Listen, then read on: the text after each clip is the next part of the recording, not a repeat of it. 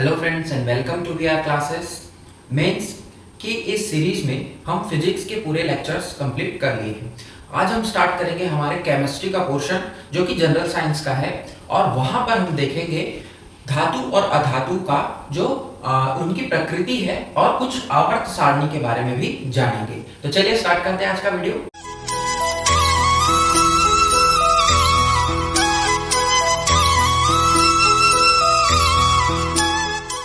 Channel को subscribe नहीं किया है तो आप चैनल को सब्सक्राइब कर लीजिए जिससे आपको नोटिफिकेशन मिलता रहे, और यदि आपको वीडियो पसंद आए तो आप लाइक जरूर कर दीजिएगा। आवर्त सारणी जैसा कि आप सभी को पता है अंग्रेजी में इसे कहते हैं पीरियोडिक टेबल। तो आवर्त सारणी की यदि हम पृष्ठभूमि की बात करें कि किन्होंने आवर्त सारणी को सबसे पहले मूर्त रूप दिया तो उसमें नाम आता है डिमित्री मेंडेलीव का। ठीक है, डिमित्री मेंडेलीव का। और डिमित्री मेंडेलीव ने लगभग आपके 19th सेंचुरी में बोल सकते हैं 1869 के अराउंड आपका क्या किया था, पीरियोडिक टेबल को बनाया था। लेकिन इनकी जो आवर्त सारणी थी वह क्या थी, वह थी परमाणु भार के आधार पर, मतलब एटॉमिक वेट के आधार पर यह इन्होंने अरेंज किया था। हम जो आवर्त सारणी आज जो पढ़ते हैं जिसे आप मॉडर्न पीरियोडिक टेबल के नाम से जानते हैं, उसे बनाया था हेनरी मॉसले ने, या उसकी जो अवधारणा की थी वो की थी हेनरी मॉसले ने। ठीक है, तो हेनरी मॉसले ने जो अरेंज किया, जो कि एक स्ट्रक्चर बनाया, वह क्या था, वह किस पर आधारित था, तो वह था एटॉमिक नंबर पर, परमाणु संख्या पर। तो जैसे जैसे जिसकी परमाणु संख्या होगी उसी के आधार पर मॉसले ने उसे क्या किया, अरेंज किया, और वही क्या बना, हमारे मॉडर्न पीरियोडिक टेबल का आधार बना। तो चलिए देखते हैं कि अब मॉसले के पीरियोडिक टेबल कैसा था। सबसे पहले आपको जानना है कि जो पीरियोडिक टेबल होते हैं उसमें क्या क्या होता है। तो यदि मैं पीरियोडिक टेबल्स के जो कॉलम्स और रोज की बात करूं, तो जो रोज होते हैं, ठीक है, रोज का मतलब जो लेफ्ट टू राइट लिखे जाते हैं, बाएं से दाएं, उन्हें क्या कहते हैं, उन्हें कहा जाता है पीरियड्स। और जो ऊपर से नीचे की ओर होता है, जो ऊर्ध्वाधर होता है, उसे कहा जाता है ग्रुप्स। ठीक, तो अगर आप नंबर ऑफ पीरियड्स की बात करें, कितने उसमें पीरियड्स होंगे, तो कितने होंगे, वहां 7 पीरियड्स आपको दिखेंगे जो कि लेफ्ट टू राइट चलेंगे। और ग्रुप्स होंगे तो ग्रुप 1 से लेकर 18 तक ग्रुप वहां दिखेगा।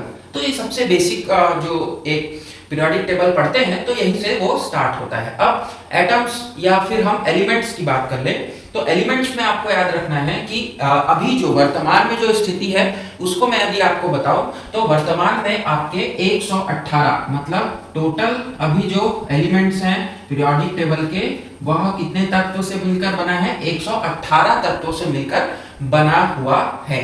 इसमें से याद रखना है कि 1 से लेकर 94 तक और 95 से लेकर 118, ऐसे दो आपको वर्गीकरण दिखेंगे। तो 1 से 94 जो है वह आपका प्राकृतिक रूप से मिलता है, मतलब एक मतलब हाइड्रोजन हो गया, और 94वां जो हमारा मेटल है या बोल सकते हैं एलिमेंट है वो है प्लूटोनियम। तो प्लूटोनियम तक आपको कैसा मिलेगा, ये मिलेगा आपको नेचुरली, मतलब प्राकृतिक रूप से मिलेगा।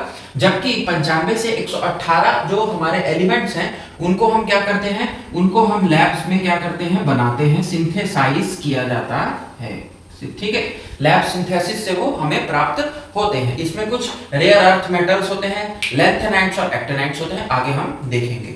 अब यदि पीरियोडिक टेबल के ब्लॉक्स की बात की जाए तो पीरियोडिक टेबल के कुछ ग्रुप्स को और कुछ पीरियड्स को किसमें बांटा गया है, ब्लॉक्स में बांटा गया है। तो हमारे पास 4 ब्लॉक होते हैं, S, P, D और F। तो यदि S ब्लॉक की बात किया जाए तो अगर मैं ग्रुप्स को लिखूं 1 और 2, तो ये जो 2 ग्रुप है हमारे, ये S ब्लॉक बनाता है। ठीक है, फिर आपका जो ग्रुप नंबर 13 से लेकर 18 है यह P ब्लॉक बनाता है। ठीक, फिर 3 से लेकर 12 ये D ब्लॉक बनाता है, और नीचे आपको दिखेंगे जो 2 पीरियड्स, वहां से जो आपका F ब्लॉक बनता है। ठीक है, ये जो 2 आपको अलग अलग या अलग से लिखा हुआ दिखेगा, 2 जो आपके पीरियड्स होंगे वही क्या होते हैं, रेयर अर्थ मेटल्स होते हैं, जिन्हें हम लैंथेनाइट और एक्टिनाइट्स के नाम से जानते हैं। लैंथेनाइट्स होते हैं और नीचे इनके एक्टिनाइट्स होते हैं। तो इन्हें इस तरह से क्लासिफिकेशन किया जाता है। तो एस ब्लॉक में दो ग्रुप हो गए, 1 और 2 ग्रुप। डी ब्लॉक में 3 से लेकर 12 तक और पी ब्लॉक में 13 से 18 तक। और एफ ब्लॉक जो है वो आपका 2 पीरियड से मिलकर के बना है। इतना आपको बेसिक याद रखना चाहिए। फिर हम बात करें कि हमारे अब ग्रुप्स और पीरियड्स में कौन कौन से इंपॉर्टेंट है और किसे हमें पढ़ना है। तो हमारा जो सिलेबस है मेंस का, वह जो सिलेबस है उसमें लिखा हुआ है केवल मेटल्स का और नॉन मेटल्स का। तो हम केवल और केवल उतना ही देखने वाले हैं। यदि मेटल्स की मैं बात करूं तो जनरली जो मेटल को रखा गया वह रखा गया है ग्रुप नंबर 1 और ग्रुप नंबर 2 में। तो यदि हम ग्रुप 1 की बात करें, ग्रुप 1 और यहां पर आपको दिखेगा ग्रुप 2, इन दोनों ग्रुप्स के मैं सारे मेटल्स को लिख लेता हूं। तो सबसे पहले आ जाएगा आपका हाइड्रोजन, फिर लिथियम, ठीक है, फिर आ जाएगा आपका सोडियम, फिर पोटेशियम, फिर रुबिडियम, ठीक है, फिर सीजियम, फिर फ्रांसियम।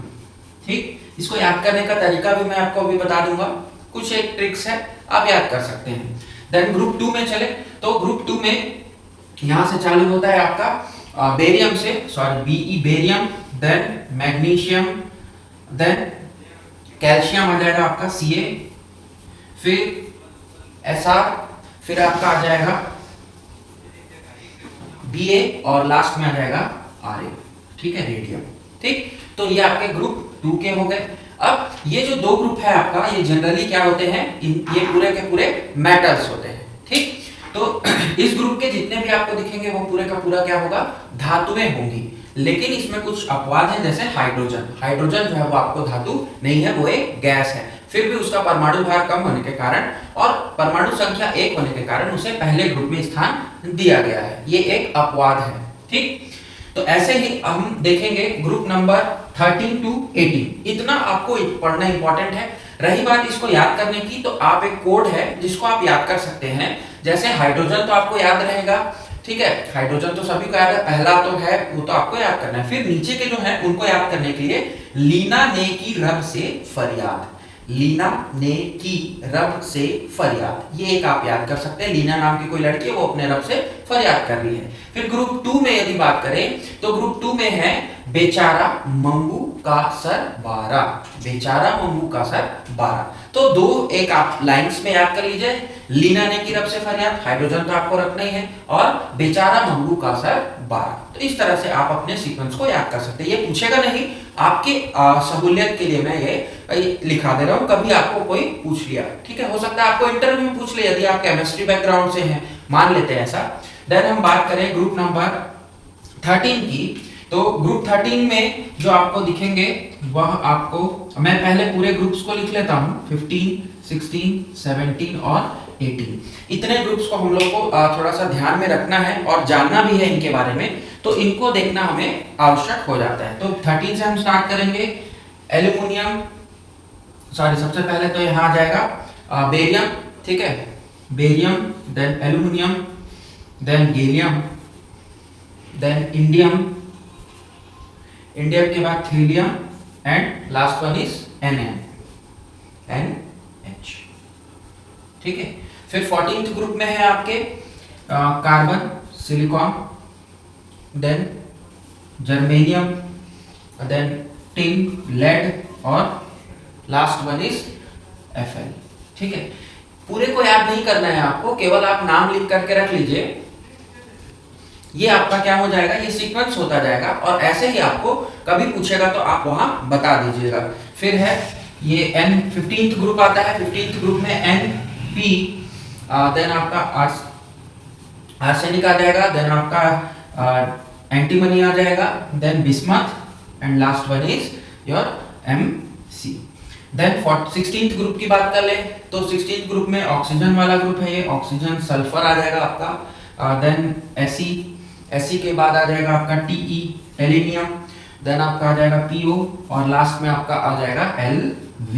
तो ये आपका 16th ग्रुप हो गया। 17th ग्रुप जो कि आपका हैलोजन ग्रुप्स है, तो ये है फ्लोरीन, क्लोरीन, ठीक है, then bromine, fluorine, chlorine, bromine, iodine, astatine and last one is your TS, ठीक है। फिर 18th ग्रुप जो है वो अक्रिय गैस का ग्रुप कहलाता है, नोबल गैस कहलाता है। तो यहां से आएगा आपका हीलियम, नियॉन, आर्गॉन, क्रिप्टॉन, ठीक है, xenon, रेडॉन, ठीक है, और लास्ट में आ जाएगा आपका Og।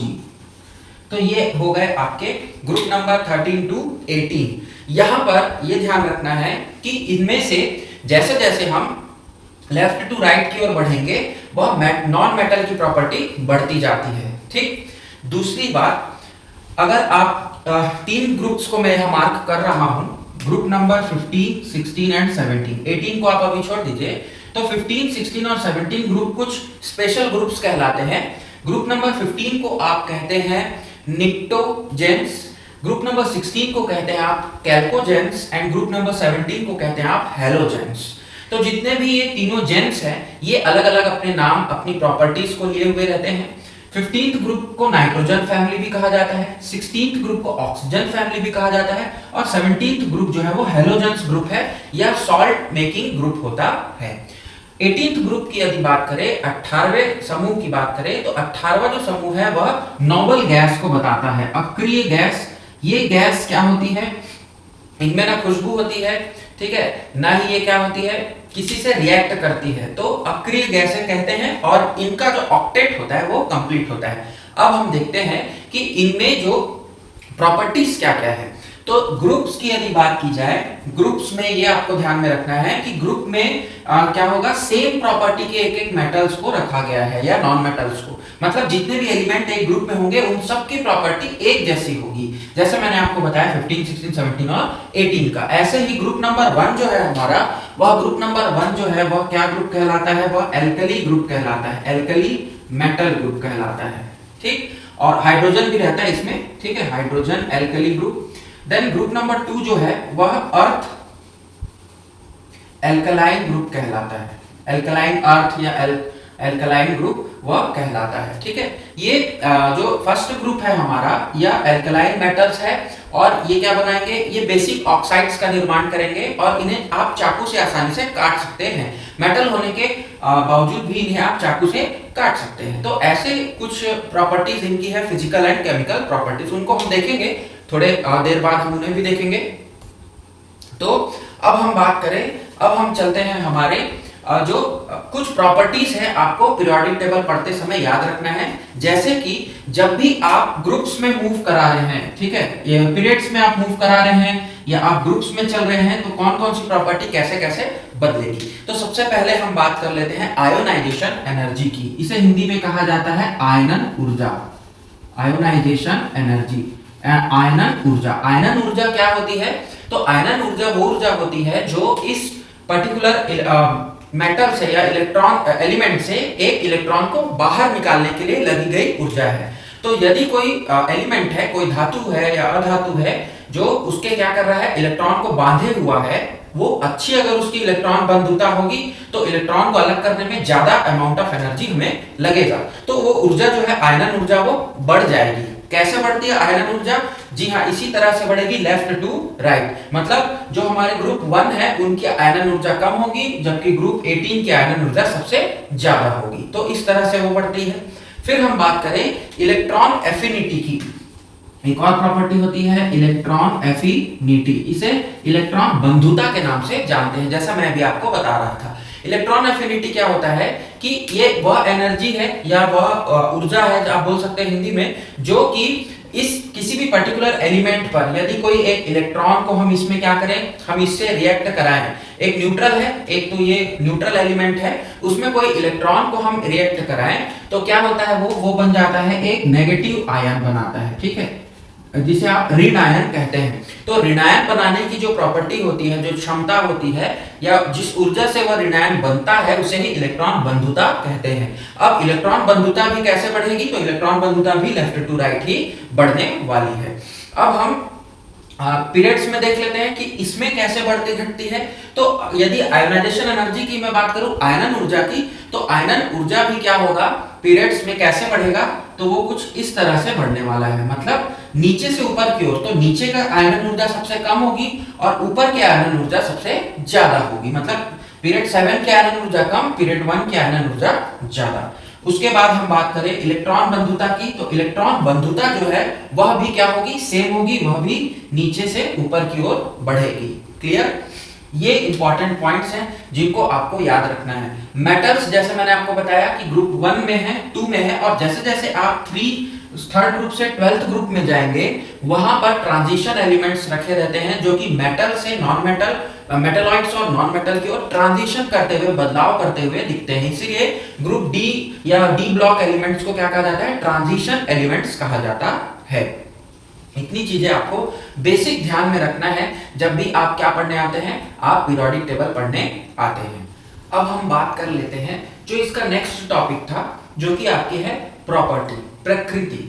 तो यदि धातु और अधातु ये दोनों को मैं एक साथ करा रहा हूं और यही आपके मेंस में पूछा जाता है, तो धातु की जो प्रकृति है वो हम डिस्कस करेंगे और अधातु के साथ उसे क्या करेंगे, हम कंपेयर करते हुए पढ़ेंगे। ठीक है, तो सबसे पहले हम देखेंगे कि उनकी भौतिक जो प्रकृति है, भौतिक जो उनकी विशेषता है उसे देखेंगे। तो पहले हम बात करें इलेक्ट्रॉनिक कॉन्फ़िगरेशन की। तो इलेक्ट्रॉनिक कॉन्फ़िगरेशन क्या होता है? इलेक्ट्रॉनिक कॉन्फ़िगरेशन वह होता है जैसे मान लीजिए कि सोडियम, तो सोडियम जो है उसका जो परमाणु संख्या है वो है 11, तो इसका जो इलेक्ट्रॉनिक कॉन्फ़िगरेशन हम लिखेंगे वो लिखेंगे 2, 8 और 1। फर्स्ट ऑर्बिट में 2 इलेक्ट्रॉन हो सकते हैं, सेकंड ऑर्बिट में 8 होंगे, तीसरे में भी 8 होंगे, लेकिन क्योंकि इसके पास 11 ही है तो 2 और 8 हो गए 10 और 1 11। तो इसका जो ये एक इलेक्ट्रॉन होगा, इसे जो सबसे बाहरी का जो इसका शेल होगा या ऑर्बिट होगा वहां पर होगा, और इस इलेक्ट्रॉन को वैलेंस इलेक्ट्रॉन कहते हैं। यदि इसके पास एक बैलेंस इलेक्ट्रॉन है तो यह क्या कर सकता है, किसी और के साथ जा करके एक ऐसा कंपाउंड बना सकता है जिससे इसका अक्ष जो है वह पूर्ण हो जाए। जैसे यदि यह एक इलेक्ट्रॉन क्लोरीन को दे दे और क्लोरीन का जो एटॉमिक नंबर है वह है 17, ये हो जाएगा 2, 8 और 7, तो यहाँ एक की कमी है और यहाँ एक अधिक है, तो इसका एक जाकर के उससे मिल जाता है और ये बना लेते हैं common salt NaCl sodium chloride. तो ऐसे ही क्या बनते हैं, ऐसे ही हमारे कंपाउंड्स बनते हैं। अब इलेक्ट्रॉनिक कॉन्फ़िगरेशन में हम मेटल्स की यदि बात करें, धातुओं की बात करें, तो धातुओं में आपको जनरली 1, 2 या 3, ये 3 ही क्या मिलेंगे, वैलेंस इलेक्ट्रॉन्स मिलेंगे। आउटर मोस्ट ऑर्बिट में इनके क्या होंगे, हमेशा 1, 2 या 3 ही इलेक्ट्रॉन होंगे। लेकिन यदि नॉन मेटल्स की बात करें तो वहां पर जो है वह 4, 5, 6 और 7 या 8 भी वहां दिख सकते हैं, बट 8 जो है वो जनरली बहुत कम होता है। 4, 5, 6 और 7 इतने उसके इलेक्ट्रॉनिक कॉन्फ़िगरेशन मतलब आउटर मोस्ट इलेक्ट्रॉन्स आपको मिलेंगे, किसमें, अधातु में। तो आप यहाँ ये लिख सकते हैं कि अधातुओं में आउटर मोस्ट इलेक्ट्रॉन की संख्या अधिक होती है जबकि धातुओं में कम होती है। देन हम बात करें डेंसिटी की। डेंसिटी को आप हिंदी में लिखते हैं घनत्व। तो आपको यदि सोचने में भी आप समझ सकते हैं कि जो धातुएं होंगी उनका घनत्व अधिक होगा अधातुओं से, ठीक है, लेकिन कहीं कहीं पर धातुओं में भी क्या है, अपवाद है, तो इनका जो घनत्व होगा वो मोर होगा और इनका क्या होगा, लेस होगा एज कंपेयर टू मेटल्स। लेकिन यहाँ पर एक अपवाद है, ठीक है, जैसे कि मरकरी। मरकरी एक धातु है लेकिन उसकी जो डेंसिटी है वो कम होती है या कंपेयर अदर मेटल से कम होती है, तो आप वहां एक अपवाद स्वरूप वहां लिख सकते हैं। वैसे गोल्ड और सिल्वर भी इसमें आ जाएगा, ठीक है। फिर हम बात करें कि जो इसकी थर्मल और इलेक्ट्रिकल कंडक्टिविटी होगी, मतलब ऊष्मा और विद्युत का ये कैसे इसमें कंडक्शन होगा, ये चालक होंगे या कुचालक होंगे। तो धातुएं जितने भी हैं ये क्या होते हैं, बहुत ही अच्छे चालक होते हैं, गुड कंडक्टर होते हैं, लेकिन अधातुएं जो हैं वह क्या होता है, बैड कंडक्टर होता है, बहुत ही खराब कंडक्टर होता है। किसका, थर्मल और इलेक्ट्रिकल का, मतलब ऊष्मा और विद्युत के कुचालक होते हैं। फिर हम बात करें मेलिएबिलिटी एंड डक्टिलिटी। मेलिएबल का मतलब होता है कि उसे तार में बांधा जा सकना, और मेलिएबल का मतलब होता है उसे शीट्स में बना करके ढालना, और डक्टिलिटी का मतलब होता है तार में बांधने की क्षमता। तो धातुओं की जो ये दोनों क्षमताएं हैं वो बहुत अधिक होती हैं, तो यहाँ पर होगा हाई, और अधातुओं की होगी वेरी लो या लो, ठीक है। मतलब ये बहुत अच्छे, ये मेलिएबल भी होंगे और डक्टाइल भी होंगे, जबकि अधातु बहुत ही खराब मेलिएबिलिटी और डक्टिलिटी शो करते हैं। आपने देखा होगा कि कॉपर की तारे बना सकते हैं, ठीक है, सोने की चेन बनती है, ठीक है, और जो लोहा है उसकी शीट्स बनती है, तो ये सारी प्रॉपर्टीज मेटल्स ही शो करते हैं। फिर हम बात करें मेटेलिक लस्टर। लस्टर क्या होता है? लस्टर चमक को कहते हैं, ठीक है। जो उसकी जो सतह है यदि वो चमकदार है तो वहां पर उसे क्या कहा जाएगा? लस्टर कहा जाएगा। तो जितनी भी धातुएं होती हैं उनमें बहुत अच्छा लस्टर आपको दिखेगा। तो इसमें हाई होता है लस्टर, जबकि अधातुओं में क्या होता है? लो या बैड होता है। लेकिन इसमें दो अपवाद हैं, आयोडीन और ग्रेफाइट। ये दो अधातुएं हैं जो कि लस्टर शो करते हैं। ग्रेफाइट आपको पता ही है, पेंसिल की नोक में ग्रेफाइट लगता है, ठीक है। कार्बन का एलोट्रॉप है, कार्बन का अप्रूप है। और आयोडीन, ये दो जो हैं ये आपके अधातु होते हुए भी वो लस्टर शो करते हैं। तो कुछ ना कुछ अपवाद जरूर है, बट ये जो टेबल है आप लिख दीजिएगा जब आपको फिजिकल प्रॉपर्टी को लिखने के लिए आएगा, ठीक है। भौतिक जो उसकी प्रकृति है उसको लिखने के लिए आएगा। अब हम देखेंगे केमिकल प्रॉपर्टीज। अब हम बात कर लेते हैं केमिकल प्रॉपर्टीज की। तो जो उनकी रासायनिक प्रकृति होती है उसको भी हम देख लेते हैं। सबसे पहले हम देखेंगे नेचर ऑफ ऑक्साइड। जो ऑक्साइड बनाएंगे उनकी प्रकृति कैसी होगी। तो यदि धातु कोई ऑक्साइड बनाएगा तो वो कैसे बनाएगा? एल्कलाइन ऑक्साइड होगा। जब उसे पानी में मिलाया जाएगा तो वो एल्कली बनाएगा, ठीक है। एल्कली की फॉर्मेशन वो करेगा। नॉन मेटल्स की, अधातुओं की बात करें तो एसिडिक या न्यूट्रल ऑक्साइड वो बनाते हैं। इसके साथ साथ वह एसिड, जब उसे पानी में घोला जाता है तो पानी में मिलाया जाता है तो वो जनरली एसिड बनाते हैं, ठीक है। सबसे इंपॉर्टेंट पॉइंट है आपको याद रखना है ये एल्कलाइन ऑक्साइड और एसिडिक और न्यूट्रल ऑक्साइड्स। तो ऑक्साइड्स बनाने की प्रकृति हमने देखी। सेकंड हम देखेंगे हाइड्रोजन के साथ वह कैसा एक्शन करते हैं। तो जो धातुएं होती हैं वह जनरली हाइड्रोजन के साथ में मिक्स नहीं होती, कंबाइन नहीं होती, लेकिन कभी कभी वह क्या होती है? हाइड्रोजन के साथ में भी कुछ कंपाउंड बना लेती है। जैसे सोडियम यदि हाइड्रोजन के साथ में कंबाइन होकर के 2NaH इस तरह से कोई एक सोडियम हाइड्राइड टाइप का कुछ क्या बना देता है? कंपाउंड बना लेता है। ये बहुत ही रेयर है, ठीक है। जनरली वो कंबाइन नहीं होते, लेकिन नॉन मेटल्स जो है, अधातु जो है वो कंबाइन होंगे और स्टेबल कोवेलेंट हाइड्राइड्स वो बनाएंगे। कोवेलेंट हाइड्राइड्स देखिए दो टाइप के आपके कंपाउंड होते हैं, इलेक्ट्रोवेलेंट कंपाउंड और कोवेलेंट कंपाउंड। तो इलेक्ट्रोवेलेंट कंपाउंड यहाँ पर जो बन रहा है वो कोवेलेंट हाइड्राइड बन रहा है। कोवेलेंट जैसे कि सल्फर है, वह हाइड्रोजन के साथ में रिएक्ट करके H2S बनाता है, ठीक है। तो इस तरह से जैसे हाइड्रोजन सल्फाइड ये गैस होती है, इसका निर्माण करता है। तो इस तरह से आप इसकी अभिक्रिया के हिसाब से रिएक्शंस को कोट करके आप प्रॉपर्टी को लिखिएगा, ज्यादा नंबर आपको मिलेगा। देन क्लोरीन के साथ में यदि इसकी रिएक्शन देख ले कि क्लोरीन के साथ में ये कैसे अभिक्रिया करती है, तो ये इलेक्ट्रोवैलेंट क्लोराइड्स बनाते हैं। इलेक्ट्रोवैलेंट क्लोराइड्स सिंपल सा है, सोडियम प्लस क्लोरीन क्या देता है? NaCl देता है। बैलेंस करने के लिए आप यहाँ 2 लगा दें, Cl2 तो यहाँ 2NaCl हो गया। तो ये सोडियम क्लोराइड बना लिया। यहाँ कोवेलेंट क्लोराइड्स बनाएगा। यहाँ पर भी क्या बनाया था? Covalent hydrides. तो यहाँ भी कोवेलेंट कंपाउंड ही बनेंगे, बट यहाँ पर क्या बना? इलेक्ट्रोवैलेंट बना। तो ये दोनों में अंतर है। कोवेलेंट क्लोराइड्स मतलब आप किसी को ही ले लीजिए, कार्बन को और क्लोरीन को, तो ये क्या बना लेगा? CCl4 कार्बन टेट्रा क्लोराइड बना लेगा, ठीक है। तो CCl4 का निर्माण, तो कोवेलेंट क्लोराइड यहाँ दिखेगा। फिर एसिड के साथ रिएक्शन देखें तो एसिड के साथ यदि रिएक्शन देखेंगे तो जो धातुएं होंगी वह एसिड के साथ रिएक्ट करेंगी और हाइड्रोजन गैस को क्या करेंगी?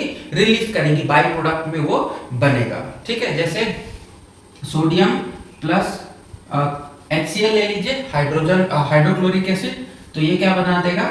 Na आपका सोडियम और NaCl बनेगा, ठीक है।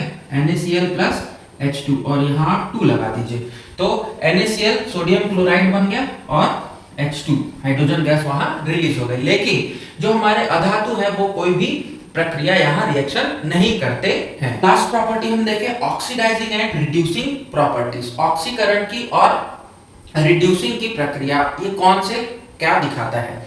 तो जैसा हमने देखा कि धातुएं उनके पास क्या होता है? एक अधिक इलेक्ट्रॉन होता है जो वो देते हैं और वो क्या बन जाते हैं? वो पॉजिटिव आयन बन जाते हैं, धन आयन वो बनाते हैं। तो चूंकि वो धनायन बनाते हैं तो वो एक अच्छे क्या कहलाते हैं, रिड्यूसिंग एजेंट बन जाते हैं या कहलाते हैं। तो धातुएं क्या होती हैं, रिड्यूसिंग एजेंट होती है, जबकि अधातुएं जिनके पास क्या होती है, वैकेंसी होती है एक इलेक्ट्रॉन को या इलेक्ट्रॉन्स को ग्रहण करने की, तो जब वो ग्रहण करता है तो वो नेगेटिव आयन बनेगा, ऋण आयन बनेगा, और ऐसे ऋण आयनों को क्या कहा जाता है, अच्छे ऑक्सीडाइजिंग एजेंट कहा जाता है, ऑक्सीकरण में ये सहायता करते हैं। तो इस तरह से हम देखते हैं कि जो हमारी केमिकल और physical properties of metals and non metals, ये आपका टॉपिक था, ये भी यहाँ समाप्त होता है। तो आई होप कि आपको ये वीडियो अच्छी लगी होगी। वीडियो यदि अच्छी लगी हो तो लाइक जरूर करिएगा और इसे शेयर कर दीजिएगा। चैनल पर नए हैं तो सब्सक्राइब कर लीजिए। मेंस की जो क्लासेस हैं वो आपके लिए लेकर के हम डेली आएंगे, तो आप बने रहिए चैनल पर और देखते रहिए आगे आने वाले इस वीडियो। तो thanks for joining, thank you very much.